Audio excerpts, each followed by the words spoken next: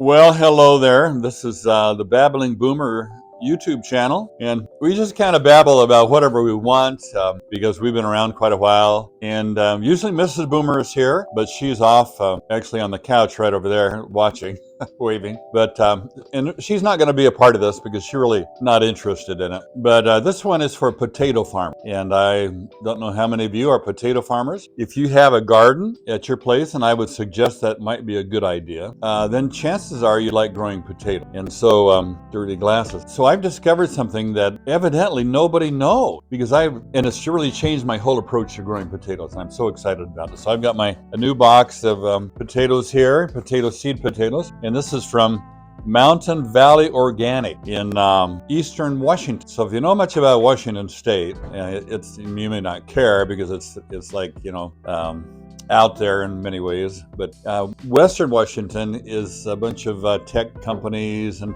we live out by the Pacific Ocean, Strait of Juan de Fuca. So it's a little bit different. It tends to be a little more liberal. You go to Eastern Washington, they more conservative, and there's much more of a rural environment there. And the population, of course, is a lot less. This is from Mountain Valley Organic, and they're from Rice, Washington. I have no idea where Rice is, but I know it's over there. But here's the thing that I discovered by just researching, because I've been trying to become a potato farmer for 10, 20 years. And I've had people say, when you're growing potatoes, and I even bought one of these things that they say, yeah, just plant your potato, and then the more dirt you put around it. I had one that had holes. I was supposed to fill it up with dirt. All the potatoes were supposed to pop out, the leaves, and then you take this thing apart. It's just full of hundreds of potatoes. Well, nobody told me that potatoes are similar to tomato, even though they kind of sound alike. You wouldn't guess this. But if you know anything about tomatoes, then you probably know that there's two types of tomato plant, and potatoes too. But the tomatoes are either determinate or indeterminate. And what does that mean? Well, I didn't know for a while, but I do now because I've grown tomatoes before. Indeterminate plants, they just keep popping out tomatoes all through the year. And so it's a continual harvest. And if you have a short growing season like we do here, most of the tomatoes don't ripen if you let it keep going. And so there's kind of an unlimited amount of tomatoes you can get. A determinate tomato plant is a bit different because it has sort of a set amount of tomatoes that it's going to grow. And then, once those are there, they ripen, and then you have a harvest that's kind of all at once as opposed to continuously. So here's the deal.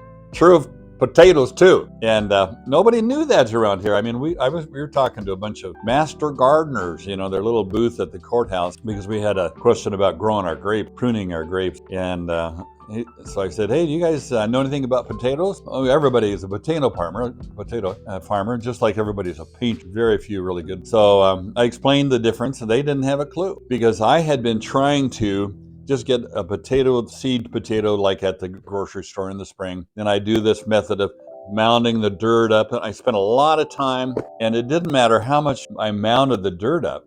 I still got 14 potatoes, and they would just maybe be bigger because they were down there longer. Because the reason why it didn't work was that I had determinate. Now I challenge you. You go down and ask somebody who's supposed to know everything. They may not even know this. But so you can get a list, go online, of course, everything online available. You can get a list of different types of indeterminate potatoes. So this is I feel like a kid in a candy store gets to open my special potatoes, yes. No, I haven't lost my marbles, but I am excited. So this is a seed potato, and this kind here is Corolla. You ever hear of that one? I've heard of Adam Corolla, but not Corolla potatoes. So if you're a potato farmer, you know about the eyes. If you want, you can cut it or just plant the whole potato. So this is indeterminate, and so I'm going to have a test plot out on my new raised bed. And this one here, and they all look alike, really, because they're all, I think they dust them with sulfur or something to keep them from rotting. But this is German butterball.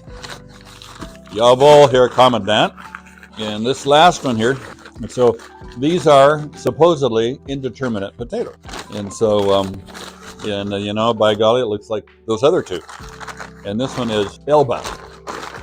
So just a word on ordering potatoes. If you do order from somebody that really does potatoes more significantly, it's good to actually go online and get them from somebody that will ship them. So about 3 months ago, I ordered 3 sets of indeterminate potatoes, one from a place called Gurney's. And this is, I think, like a national huge operation. And they were very good. They sent them right away. And then from this one here, which is from Mountain Valley Organic, they really specialize in garlic, but they also do the potatoes. How long after you plant them till you can harvest them? That's an excellent question. That's our Logan, our producer's lovely wife, observing.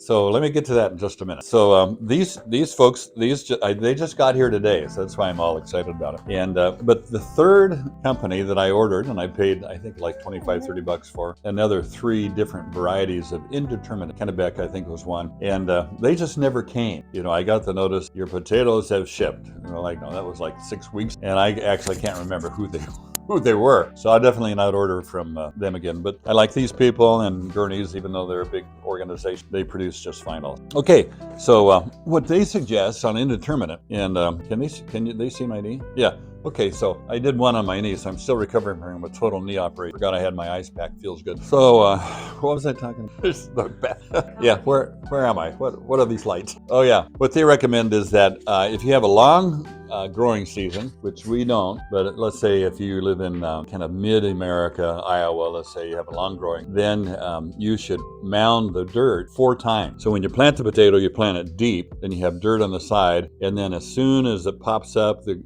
foliage comes up, then you scoot some dirt around, and you don't have to worry about covering the leaves. You can just have to leave a little bit of leaves at the top, because they're going to grow up, and then a second time more dirt around that, third time, and a fourth time. So indeterminate are going to keep throwing new potatoes for the whole season. So now we live in Washington State. We're not really too far from the Washington-Canada border, and so we have a shorter growing season. You can extend it by using a greenhouse, which I've done before, but probably I'll get us 3 moundings of the dirt. So that, once again, the summary between what I'm talking about is indeterminate, determinate. So do your research, find out what an indeterminate potato is. Get some of those, you want to try it, and then do the mounding.